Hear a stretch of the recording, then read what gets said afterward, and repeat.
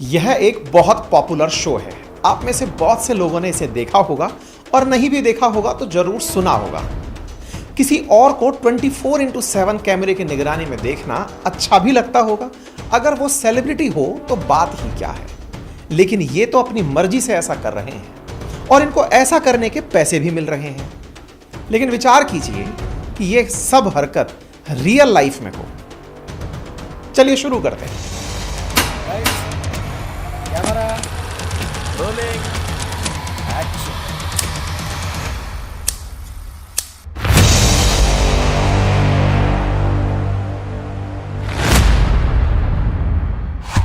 सत्ताईस अगस्त 2024 वर्धमान ग्रुप के एमडी और चेयरमैन एसपी ओसवाल साहब सुबह 9 बजे हैं, एक कॉल रिसीव करते हैं। कॉल है, आपके मोबाइल की सेवा बंद की जा रही है। सेवाएं चालू रखने के लिए 9 दबाएं। ओसवाल जी 9 दबा देते हैं। कॉल कट जाता है। थोड़ी देर में एक कॉल और आता है और इस बार कोई व्यक्ति विकास खन्ना के नाम से सामने है और वो व्यक्ति कहता है, मैं ईडी से बोल रहा हूँ। ईडी से बोल रहा है, आपके ऊपर मनी लॉन्ड्रिंग के चार्जेस हैं। आपने जेट एयरवेज के मालिक नरेश गोयल के साथ मिलकर फ्रॉड किया है। जब तक कुछ एसपी ओसवाल समझ पाते, इससे पहले ही उन्हें आगे की कार्रवाई के बारे में अपडेट कर दिया जाता है। कहा जाता है कि अगला कॉल थोड़ी ही देर में सीबीआई से आएगा। सीबीआई से कॉल आता है। सीबीआई टीम उनके लैपटॉप में स्काइप इंस्टॉल करवाती है। एसपी ओसवाल स्काइप के बारे में नहीं जानते थे। सीबीआई की टीम स्काइप इंस्टॉल करवाती है। इसके बाद उनके पास मुंबई पुलिस के नाम से सील्ड कई दर्जन पेजेस व्हाट्सएप किए जाते हैं और बताया जाता है कि आपके अकाउंट से, आपके नंबर से इतना सारा धन मनी लॉन्ड्रिंग में यूज हुआ है। आप इस समय डिजिटल अरेस्ट हैं क्योंकि आपको हम लोगों ने सर्विलांस में रखा है। आप कहीं नहीं हिल सकते, किसी को सूचना नहीं दे सकते। अपने मोबाइल का कैमरा ऑन रखें, माइक्रोफोन ऑन रखें। कहीं भी जाने से पहले हमें सूचित करें। अगर आप कहीं जाते हैं, इवन अगर आप सोते भी हैं, तो मोबाइल अपने साथ रखें। ओसवाल साहब कुछ समझ पाते पूरा दिन बीत गया। अगला दिन 28 अगस्त 2024 सामने है एक वर्चुअल सुप्रीम कोर्ट की बेंच।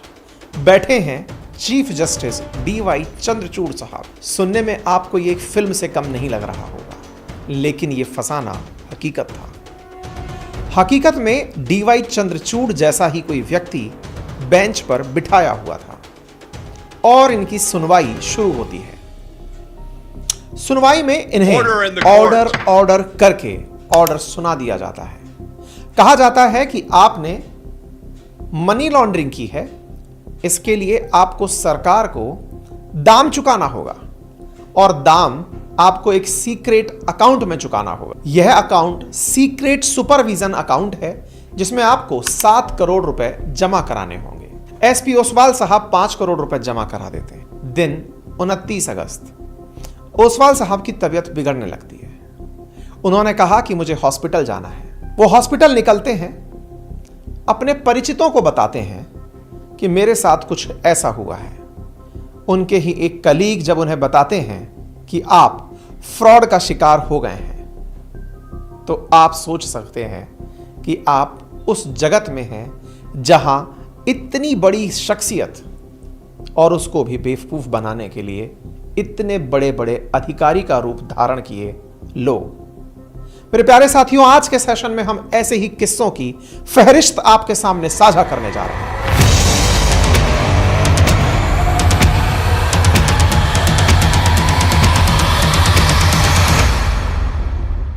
आंकड़ों की माने तो डिजिटल अरेस्ट फ्रॉड के कारण 2024 के मात्र शुरुआती 4 महीनों में ऐसे फ्रॉड लगभग 4,500 के मामले दर्ज किए गए, जिसमें 120 करोड़ रुपए के नुकसान होने की बात निकल कर आई, यानी रिपोर्टिंग हुई। अब आपके दिमाग में एक प्रश्न आएगा कि मैं इतना ड्रामेटिक अंदाज में आपको डिजिटल अरेस्ट की कहानियां सुना तो रहा हूं, लेकिन बताया तो है ही नहीं अभी तक ये होता क्या है। तो असल में क्या है ना कि जो डिजिटल अरेस्ट है वो किसी को police, law enforcement agency, court का डर दिखाकर डिजिटल सर्विलांस में रखने की कहानी है, ताकि उससे फ्रॉड किया जा सके, मतलब कि मोटी रकम उससे वसूली जा सके। डिजिटल अरेस्ट कुछ जर्नल स्टेप्स में होता है, जैसे सबसे पहले विक्टिम को कॉल आएगा, वो हो सकता है जनरली स्काइप से आए, व्हाट्सएप से आए, कॉल आएगा। इसमें कॉल पर कहा जाएगा कि आप पर मनी लॉन्ड्रिंग या ड्रग स्मगलिंग जैसे सीरियस क्राइम में शामिल होने का आरोप है, या उसके आधार कार्ड से इशू हुआ कोई सिम कार्ड, उसका यूज किसी सीरियस ऑफेंस या टेररिज्म में हुआ है। क्योंकि आप और हम कई जगह अपना आधार कार्ड दिखाते हैं, कई बार रेलवे में अपने आधार कार्ड की वजह से सीट बुक करते हैं, वो डेटा हमारे बाहर आ जाते हैं और हमें लगने लगता है कि यार हो सकता है कभी ऐसा हो गया हो। फिर वीडियो कॉल के थ्रू एक आदमी आपके सामने सीबीआई या पुलिस ऑफिसर बनकर कॉल करेगा। विक्टिम को व्हाट्सएप के थ्रू ही सीबीआई, पुलिस के स्टाम्प पेपर के साथ फेक डॉक्यूमेंट भेजे जाएंगे। कभी कभी तो वो विजुअल कोर्ट तक बना लेते हैं। कई कई दिन तक उन्हें डिजिटली सर्विलांस में रखा जाता है। कहा जाता है कि अपना कैमरा ऑन रखोगे, आपका स्पीकर ऑन रखोगे, कहां जाओगे कोई भी बात हमें बिना बताए किसी से नहीं करोगे। हद तो यह होती है कि 24/7 तक फोन का स्क्रीन शेयर करते हुए अपनी लोकेशन शेयर करनी होती है। इससे विक्टिम किसी से बात नहीं कर पाता। मतलब कुल मिलाकर आप यह समझिए कि ये एक ऐसा साइबर क्राइम है जिसने हाल ही में देश में दस्तक दी है और लोग अपने लाखों करोड़ों रुपए इसमें गंवा चुके हैं। हालांकि देश में साइबर फ्रॉड का कोई ये पहला और आखिरी टाइप नहीं है। आपने इससे पहले भी अनेकों तरह के साइबर क्राइम के किस्से देखे और सुने होंगे।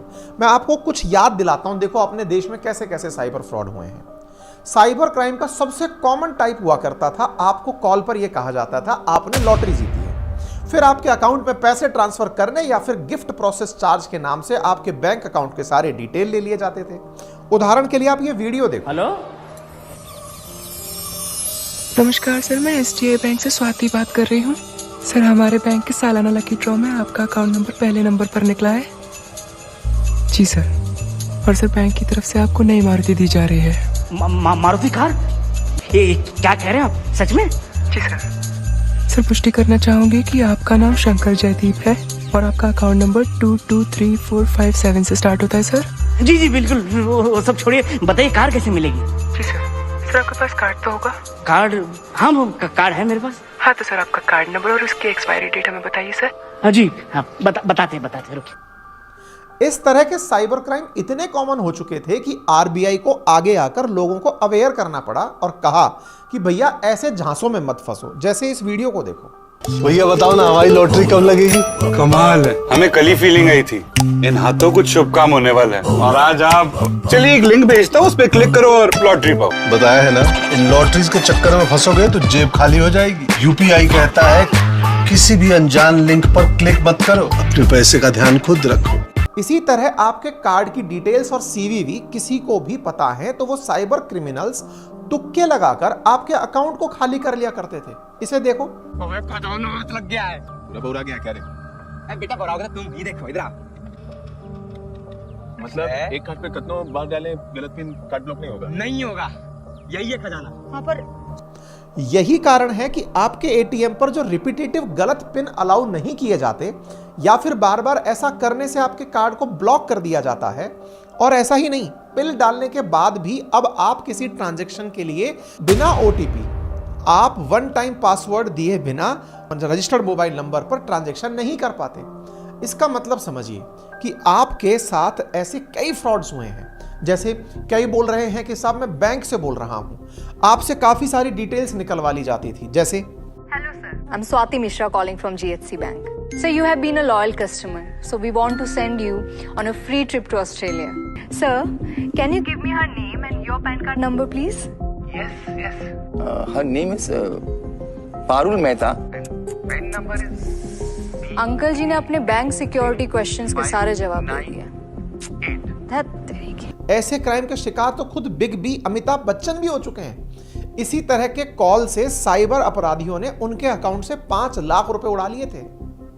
यही कारण है कि आपको आरबीआई लगातार मैसेज करती है, बैंक आपसे आपके पर्सनल इंफॉर्मेशन से जुड़ी जानकारी किसी को भी आप साझा ना करें, ऐसा बार बार कहती है। आपने एटीएम हैकिंग के थ्रू भी साइबर क्राइम के मामले सुने होंगे, देखे होंगे। वो 2 करोड़ किसी ने आपके एटीएम से चुराया। हर एटीएम 2 हिस्सों में बटा हुआ होता है। हैकर्स के मालवेयर ने इसी कंप्यूटर को इन्फिल्ट्रेट करके एटीएम का सारा कंट्रोल ले लिया। हमारे सब एटीएम सेंटर्स में सीसीटीवी कैमरास लगे हुए हैं जो रेगुलरली मॉनिटर होते हैं। इसीलिए एटीएम को नहीं, आपके सिस्टम को ही हैक किया है। इसके अलावा कैसे पैसे डबल हो जाएं, ऐसा बोलकर भी साइबर क्रिमिनल्स आपसे ठगी करते हैं। आपको पता हो कि इंडिया का जो सबसे बड़ा साइबर क्राइम केस है वो इसी से जुड़ा हुआ है। इस मामले में एक 75 वर्षीय बुजुर्ग के पास साइबर क्रिमिनल ने 1 और 2 नहीं अपितु 13 करोड़ रुपए की ठगी कर ली थी और सिर्फ पैसे डबल ट्रिपल हो जाएंगे ऐसा कहकर इन्वेस्टमेंट का लालच दे दिया।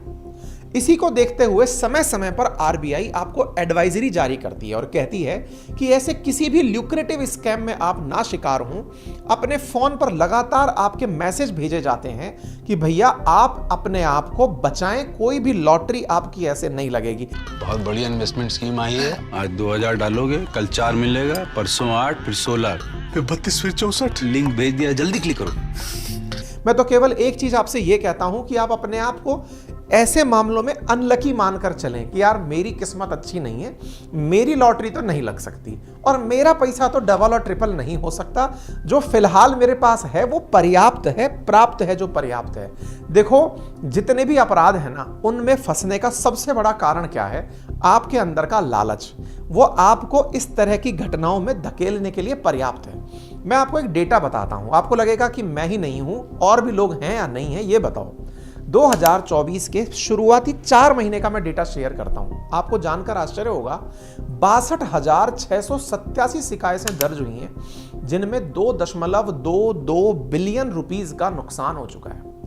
अब आप सोचिए, ये तो 4 महीने का मामला है और टेक्नोलॉजी इवॉल्व हो रही है। आप लोग समझदार हो रहे हैं, तमाम प्रकार के आप लॉक लगा रहे हैं, पुलिस भी फ्रेंडली होती जा रही है, टेक्नोलॉजी फ्रेंडली होती जा रही है, लेकिन साइबर अपराधी अपने आप को एक स्टेप और आगे लेते जा रहे हैं। वो नए फ्रॉड के रास्ते खोल ले रहे हैं। साइबर फ्रॉड में पब्लिक अवेयरनेस का बड़ा महत्व है, लेकिन उसके बावजूद भी लोग इसके तमाम और तरीके अपनाते हुए ले गए हैं। जैसे साइबर अपराध का एक तरीका विकसित हुआ पेंडेमिक के टाइम पे, जब कोविड-19 हुआ, उस समय पर लोगों के पास फाइनेंशियल क्राइसिस आया। कुछ लोगों को सस्ता लोन देने का तरीका, कुछ कंपनीज मार्केट में आई और उन्होंने कहा कि आपको पर्सनल लोन देंगे, बिना किसी गारंटी के देंगे। जिनके पास धन नहीं था, कोविड के अंदर दिक्कतें थी, उन्होंने कुछ ऐसे एप्लीकेशन डाउनलोड किए जिन्हें बिना सिक्योरिटी के लोन देने के नाम पर पैसे मिल गए। भाई साहब पैसे मिल गए, लेकिन उन्होंने ऐप इंस्टॉल करने की कीमत क्या मांगी कि आप हमें परमिशन हर चीज में ओके करते जाना। उन्होंने पूछा आपकी फोटो गैलरी एक्सेस कर लें, आपने कहा ओके। आपका कॉन्टैक्ट एक्सेस कर लें, आपने कहा ओके। आपके साथ मोबाइल नंबर एक्सेस कर लें, ओके। आपकी ये सब चीजें जब एक्सेस उन्होंने कर ली, आपको पता ही नहीं चला उस एप्लीकेशन ने लोन देकर आपकी सारी पर्सनल डेटा इंफॉर्मेशन ले ली। अब आप पूछेंगे मेरी इंफॉर्मेशन में इतना क्या दम है जो मैंने लोन लिया है उससे ज्यादा कीमती हो? चलिए तो मैं आपको बताता हूं। इन एप्लीकेशंस ने जब आपसे समय पर पैसा मांगा और आप नहीं दे पाए, और अगर आप दे भी पाए तो इन्होंने जो ब्याज मांगा उससे आप भौचक्के रह गए कि यार इतना तो मैंने लिया ही नहीं था। इन्होंने आपकी सारी सूचनाएं, आपकी प्राइवेट फोटोज निकालकर आप ही के कॉन्टैक्ट्स नंबर पर भेजकर आपको ब्लैकमेल करना शुरू कर दिया। आपको जानकर आश्चर्य होगा कि हमारे देश में 1-2 नहीं अपितु हजारों लोग इस प्रकार के झांसे में फंसे। उन्होंने अपने रिश्तेदारों के पास ऐसे कॉल जाते देखे जहां पर रिश्तेदारों को यह कहकर गालियां दी जाने लगी कि आपके इस रिश्तेदार ने हमसे पैसे लिए थे इंस्टेंट लोन ऐप से और वो पैसे नहीं चुका रहा है और आपको पूरी तरह समाज में ह्यूमिलिएट कर दिया। मैं आपको इसका एक तथ्यात्मक जानकारी देता हूं। गृह मामलों के राज्य मंत्री हैं संजय कुमार जी। उन्होंने बकायदा राज्यसभा में 24 जुलाई को एक जवाब देते हुए कहा कि सरकार ने 379 ऐसी वेबसाइट बंद कराई हैं और 2000 से ज्यादा ऐसे एप्लीकेशन प्ले स्टोर से हटवाए हैं जिन्होंने ऐसे इंस्टेंट ऐप के मामलों में लोगों को फंसा लिया था। और एक आश्चर्य की बात बताता हूं, इन एप्लीकेशंस ने 2400 करोड़ रुपए से ऊपर के फ्रॉड किए थे। अब आप विचार करके देखिए, देश में किस किस तरह का आपके लालच का, आपकी साख का मिसयूज करके, ब्लैकमेल करके आपके साथ धोखा किया जा रहा है। और देखो साहब, So there are some checklist. Good looking, fair, same community. Predict matrimony site में मिला था।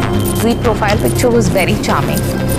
हाल ही के टाइम में जैसा आपको पता है कि भाई बच्चे पढ़ लिख गए, पढ़ लिख करके वो इधर उधर कहीं नौकरी करने चल दिए, तो घर वालों को लगता है कि बच्चों के लिए अच्छे रिश्ते मिल जाएं, तो मैट्रिमोनी वेबसाइट या फिर आजकल बाहर रहने वाले बच्चे डेटिंग एप्लीकेशंस का यूज करने लग गए। मैट्रिमोनी और डेटिंग के नाम पर आपको यह कहा गया कि आपको सामने वाले पार्टनर से मिला दिया जाएगा, इतने रुपए दो तो आपको सामने वाले पार्टनर से पहले ही मीटिंग करा दी जाएगी। आपके चाहे जो भी नेक इरादे रहे हों, लेकिन इन इरादों का इस तरह के फ्रॉड लोगों ने तमाम तरीके से उपयोग किया।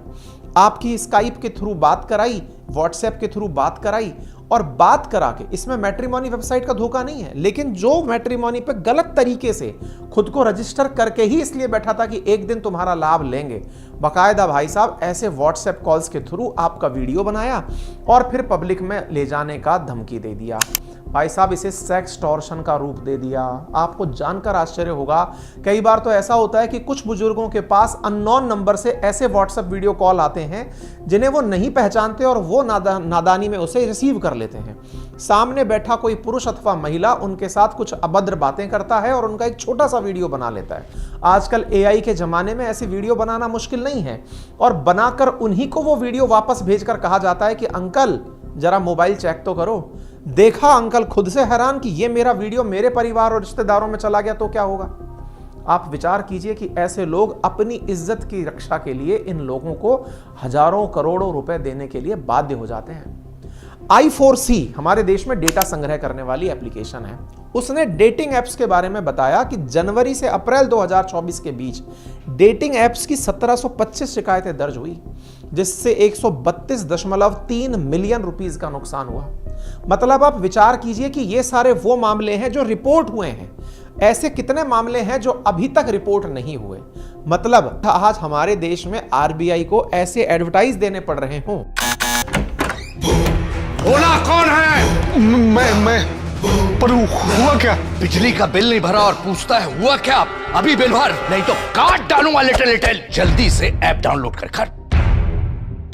बिल तो भर दिया था, फिर डर क्यों रहे हो? हाँ, नकली चाकू नकली बिल।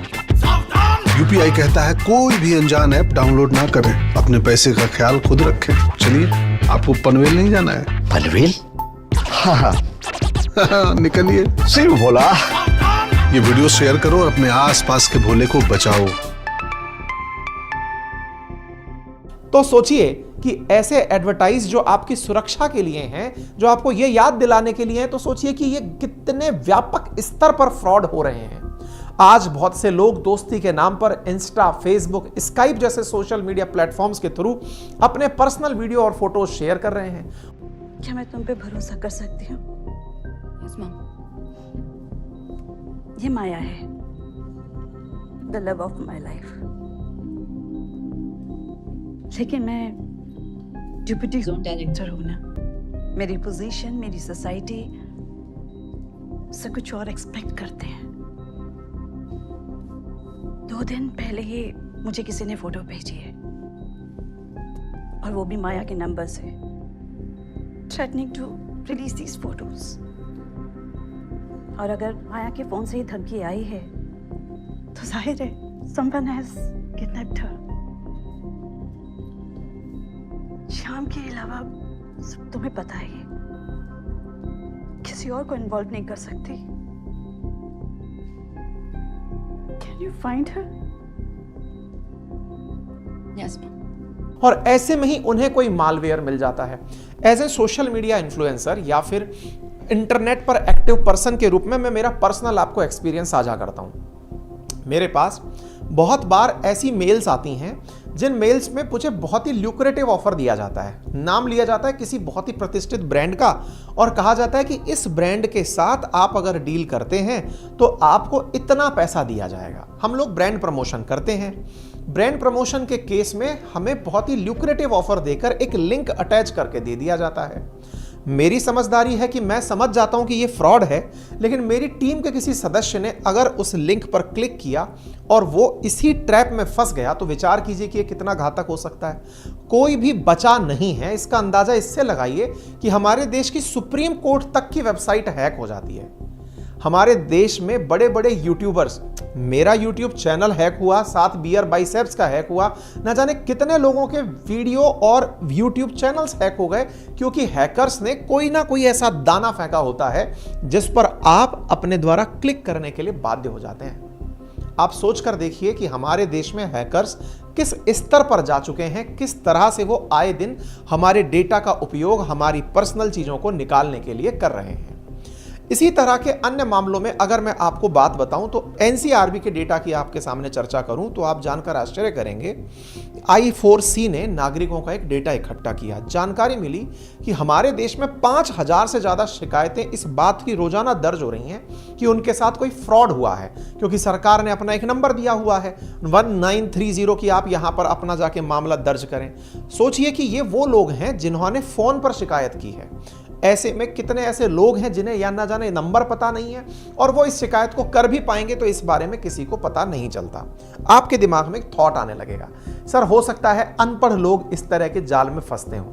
आपको एक और जानकारी देता हूं साथियों, लिटरेसी निश्चित ही ये सत्य है कि उन्हें अवेयरनेस के अभाव में फंसाने का एक आसान ट्रैप बनता है। लेकिन जितने बड़े साइबर फ्रॉड्स इस समय हो रहे हैं, जैसा मैंने शुरुआत में आपको एग्जाम्पल दिया, ये पढ़े लिखे लोग ही थे। मतलब अब हो ये रहा है कि पढ़े लिखे राज्य या फिर जो अपने आप में भारत के अंदर ज्यादा इकोनॉमी में कंट्रीब्यूट करने वाले राज्य हैं, उनके लोगों का फंसना ज्यादा देखा जा रहा है। लिटरेसी रेट जहां की कम है, वहां से अपराधी बहुत ज्यादा अपराध को स्थान दे रहे हैं। मैं आपके सामने स्टेट वाइज अगर आंकड़ा दूं तो आप जानेंगे कि दिल्ली में 755 की दर से साइबर क्राइम हो रहे हैं, हरियाणा में 381 और तेलंगाना में 261 हर महीने साइबर क्राइम एनसीआरबी के डेटा में रिकॉर्ड हो रहे हैं। कर्नाटका, तेलंगाना, महाराष्ट्र ऐसे राज्य हैं जो कि अपने आप में रिच स्टेट हैं, लेकिन वहां साइबर क्राइम ज्यादा हो रहा है। साइबर क्राइम का अगर 2021 से 23 का आंकड़ा साझा किया जाए तो लगभग 10,000 से अधिक करोड़ का केवल साइबर क्राइम आंकड़ा अपने पास रिपोर्टेड है। अर्थात सोचकर देखें कि साइबर क्राइम हमारे देश के लिए एक कितना जबरदस्त तरीके का संकट बन चुका है। हमारे देश के अंदर साइबर क्राइम के बारे में बहुत सी खबरें आपने आते और जाते सुनी होंगी। मैं एक और अवेयरनेस आपको देता हूं, और वो अवेयरनेस इस बात की है कि ये क्रिमिनल बैठे कहां हैं। कई बार हमें लगता है कि कोई व्यक्ति जैसे जामताड़ा टाइप की फिल्मों में दिखा दिया कि किसी गांव देहात में बैठ करके साइबर क्राइम कर रहा होगा। ऐसा हमारे दिमाग में बहुत सी फिल्मों के थ्रू और जानकारी के थ्रू पता चलता है। लेकिन आपको जानकर आश्चर्य होगा कि केवल देश ही नहीं अपितु भारत के बाहर से भी हमारे देश में अपराध हो रहे हैं। बहुत बार ऐसा हो रहा है कि हमारे राज्यों से लोगों को विदेश में नौकरी के झांसे पर ले जाया जाता है, चीन में, ताइवान में, म्यांमार में, कंबोडिया में, और वहां ले जाकर उन लोगों के पासपोर्ट जब्त कर लिए जाते हैं। पासपोर्ट जब्त करके और उन्हें वापस लौटने से रोक दिया जाता है कि तुम अपने घर अब वापस नहीं जा पाओगे। इससे आप सोचो कि ये लोग जो वहां पहुंच गए, ये वहां पहुंचकर इनको फिर काम कराया जाता है कि अब आप साइबर स्लेव बन चुके हो, अब अपने देश में अपनी भाषा बोलकर लोगों को फंसाओ। अब देखो, उस देश के अंदर भारत की पुलिस तो जा नहीं पाएगी, क्योंकि हमारे पास अभी इस बात के तार ही नहीं है। वो इतनी बढ़िया टेक्नोलॉजी यूज कर रहे हैं कि पकड़ में नहीं आ रहे। और वहां पर बैठा कोई भारतीय मूल का व्यक्ति जो अपने क्षेत्र को पहचानता है, उसको टारगेट दिया हुआ है कि तुम्हें अगर अपने घर जाना है तो इतने लोगों को मूर्ख बनाना है। हर व्यक्ति जो भारत से बाहर गया है उसके अपने रिश्तेदार हैं, उनसे उसको अब पैसे वापस लेने हैं, लेकिन अज्ञात नाम से वो बाहर बैठकर अपनों को ही ठगकर अपनी जिंदगी मांग रहा है। साइबर स्लेवरी का यह मामला ऑलरेडी सुर्खी बन चुका है। आंकड़ों की माने तो जनवरी 2022 से मई 2024 के बीच में विजिटर वीजा पर जो कंबोडिया, थाईलैंड, म्यांमार, वियतनाम जैसे भारत के यात्री गए थे घूमने के लिए टूरिस्ट वीजा पर, उनमें से 29,466 भारतीय ऐसे हैं जो आज तक नहीं लौटे। इनमें से आधे से अधिक लगभग 17,000 20 से लेकर 39 साल की उम्र के बीच में हैं, जो कि पंजाब, महाराष्ट्र और तमिलनाडु जैसे राज्य से आते हैं। उन्हें नौकरी के झांसे में वहां ले जाया जाता है और वहां से फिर उन्हें वापस आने ही नहीं दिया जाता। थाईलैंड में लगभग 69% से अधिक मामले हैं जो वहां जाकर लापता हो गए। लगभग 20,450 से अधिक व्यक्ति अकेले थाईलैंड में लापता हुए। हाल ही की बात बताता हूं, कंबोडिया से लौटे हुए 26 युवकों ने अपने इस साइबर स्लेवरी की किस्से कहानी सुनाए कि बताया उन्हें कैसे जॉब पर बुलाया गया, कैसे उनका पासपोर्ट जब्त किया गया, कैसे ट्रेनिंग देकर उन्हें साइबर अपराध में लगाया गया ताकि वो भारत से साइबर फ्रॉड कर सकें। मतलब साइबर क्रिमिनल्स अब धीरे धीरे स्लीपर सेल्स की तरह काम कर रहे हैं ताकि दूसरे देश को अनस्टेबल किया जा सके। अब आप कहेंगे तो क्या इसमें हम ये माने कि ये स्टेट स्पॉन्सर हो सकते हैं? क्या इसमें केवल चाइनीज एप्लीकेशंस का ही हाथ है? क्या इसमें लॉन एप्लीकेशंस का ही हाल है? देखिए, सरकार के द्वारा समय समय पर ऐसे एप्लीकेशंस के ऊपर अपनी तरफ से बैन लगाया जाता है, ऐसी चीजों को रोका जाता है। इसी को देखते हुए भारत सरकार ने साउथ ईस्ट एशिया में लगभग 2.17 करोड़ मोबाइल कनेक्शन हाल ही में काटे, जो कि नकली या जाली दस्तावेजों पर इशू किए गए थे। अर्थात हमारे देश में ऐसे बहुत से हैंडसेट्स भी हैं जो बाहर से ऑपरेट हो रहे हैं। कुल मिलाकर हमारा साइबर क्राइम केवल हमारे यहां से ऑपरेट नहीं हो रहा है, अपितु बाहर से भी ऑपरेट हो रहा है। आईआईटी कानपुर की एक रिपोर्ट है incubated startup future crime research foundation की, जिसमें an in depth study on cyber crime trend impacting India के अनुसार देश के लगभग टॉप 10 साइबर अपराध केंद्रों में राजस्थान के एक अंदर जगह जिसका नाम है भरतपुर, वो इकलौता 18% क्राइम के लिए जिम्मेदार था। इसके लिए हमने वहां के आईजी को बुलाकर उनका पॉडकास्ट भी किया था और बताया भी था कैसे साइबर अपराध होते हैं और कैसे उनसे निपटा जाता है। हाल ही में वहां पर कुछ गिरावट भी दर्ज की गई है, लेकिन उसके बावजूद मथुरा उत्तर प्रदेश में, नूह हरियाणा में, देवघर झारखंड में, जामताड़ा झारखंड में लगातार साइबर अपराधों के लिए जाने जा रहे हैं। ये ऐसे एपिसेंटर बन चुके हैं जहां रिसेस स्टेट्स के साथ बैठकर लगातार साइबर अपराधों को गरीब लोगों के द्वारा अंजाम दिया जाता है। यानी ये वो क्षेत्र हैं जो टेक्नोलॉजी में बड़े उन्नत नहीं हैं, लेकिन इन्होंने साइबर अपराध करना सीख लिया है। ये अंडर डेवलप्ड एरिया हैं, लेकिन इन एरियाज में बैठे क्रिमिनल्स ने ये सारे तरीके सीख लिए कि कैसे किसी को लालच में फंसाकर पैसे झांपे जा सकते हैं। इसमें लॉ एनफोर्समेंट एजेंसीज निरंतर प्रयास कर रही हैं, लेकिन उन्हीं प्रयासों में हाल ही के समय पर आया हुआ ये वाला जो नया रूप है, जो डिजिटल अरेस्ट का है, इसकी अवेयरनेस ज्यादा से ज्यादा पहुंचे, इसीलिए मैंने आपके सामने आज का यह सेशन किया है। लेकिन इसके लिए आपको डिजिटली अरेस्ट जब किया जा रहा हो तो कृपया करके इसे अपने मान सम्मान से ना जोड़ें। अगर कोई व्यक्ति ये कह रहा हो कि हाँ, आप अपना मोबाइल ऑन रखें, लैपटॉप ऑन रखें, ये करें वो करें, आप उसके सामने अगर अपने आप को किसी प्रकार से डरा हुआ पाते हैं तो ऊपर से ये यकीन करें कि भारत में कोई सी भी सीबीआई या ईडी आपको बिना समन, बिना अपने पास बुलाए ऐसी कोई भी जांच पड़ताल नहीं करती। हाँ, आजकल क्या हो रहा है, यूट्यूब पर कुछ ऐसे वीडियोस दिखते हैं आप जिसमें कोर्ट रूम चलता हुआ आपको दिखाई देता है यूट्यूब वीडियो में कि देखो कोर्ट में जज साहब सुन रहे हैं। भाई साहब, आजकल कोर्ट में जज साहब जो सुनते हैं उसको भी वो लाइव प्रसारित करते हैं ताकि आप उसे देख सकें कि हम लोग कितना फेयर एंड ट्रांसपेरेंट काम कर रहे हैं। ऐसा नहीं है कि आप घर बैठे बैठे जाकर ज्वाइन कर लिए। दूसरा, इस प्रकार के लिंक आपके पास तभी आएंगे जब आप पहले से पुलिस के द्वारा अपने निकटतम थाने में बुला लिए गए हो। अगर कभी आपको ऐसी जानकारी लगती है, कोई आपके पास एजेंसी आकर कहती है कि सर आपको ईडी ने बुलाया है या सीबीआई ने बुलाया है, तो सबसे पहले अपने निकटतम थाने में जाकर संपर्क करें कि कहीं मेरे साथ फ्रॉड तो नहीं हो रहा है। अगर कोई भी क्षेत्र में आपके ऊपर किसी भी प्रकार की जांच एजेंसी काम करने आएगी तो निकटतम थाने को सबसे पहले सूचित किया जाएगा। लॉ एनफोर्समेंट एजेंसीज का डर दिखाकर क्रिमिनल्स क्राइम कर रहे हैं क्योंकि आपके मन में इतनी सारी फिल्में जो बन चुकी हैं, कहीं ना कहीं आपको जीवन में खुद से एक डर लगता है कि यार हो सकता है मैंने कभी टैक्सेशन बचाया हो सकता है मैं बिना बताए कभी विदेश चला गया हूं, हो सकता है कि मैंने कुछ चीजें ऐसे खरीद ली हो जिसमें मैंने ब्लैक मनी लगाई हो। देखिए, लॉ एनफोर्समेंट एजेंसीज अगर आपके साथ कोई भी बर्ताव करने आ रही हैं तो वो लोकल थाने को बताए बिना नहीं आती हैं। और ऐसे में अगर आपको यह जानकारी पहली बार पता चल रही है कि आपने ऐसा क्राइम कर दिया है और आप इसे अटेंड ना करें, एक बार के लिए माने कि वो सत्य घटना है जो आपके साथ घट रही है, वो डिजिटल अरेस्ट नहीं है, तो भी कोई फांसी का प्रावधान इसमें नहीं है। आप इग्नोरेंट भी रह सकते हैं। अगर ऐसा कुछ होगा तो वो ऑन पेपर आपके पास घर आएंगे और व्यक्ति आपके साथ मिलने आएंगे। ज़्यादा से ज़्यादा लोगों को ये जानकारी साझा करें, क्योंकि आपके साथ हो रहे फ्रॉड को रोकने के लिए ऑलरेडी सरकारों ने पुलिस संगठनों पर डेटा देते हुए पुलिस साइबर थाने बनाए हैं। ऑलरेडी 250 से अधिक साइबर थाने देश में सक्रिय हैं। होम मिनिस्ट्री के द्वारा भी साइबर अपराध से निपटने के लिए Indian cyber crime coordination centre I4C establish किया गया है। साथ ही साथ CCPWC cyber crime prevention against human and child scheme चलाई गई है, जिसमें साइबर क्राइम जो human and children related cyber crime हो रहे हैं उन्हें प्रायोरिटी दी जा रही है। इसी के लिए साथ साथ एनफोर्समेंट एजेंसीज भी आपको डिजिटली और वर्चुअली बहुत बार एडवाइजरी जारी करके कहती हैं कि हम कोई भी वर्चुअल प्रकार का अरेस्ट नहीं करते, ना ही हम कोई ऐसी जानकारी देते। RBI भी अपने द्वारा बता चुकी है कि हम ऐसा कोई कार्य नहीं करते। तो पूरी तरह आप ये सतर्क रहें, अपने आप को आश्वस्त करें कि कोई भी व्यक्ति आपके डर का आपको डराने में उपयोग करके आपकी जेब खाली ना करा ले।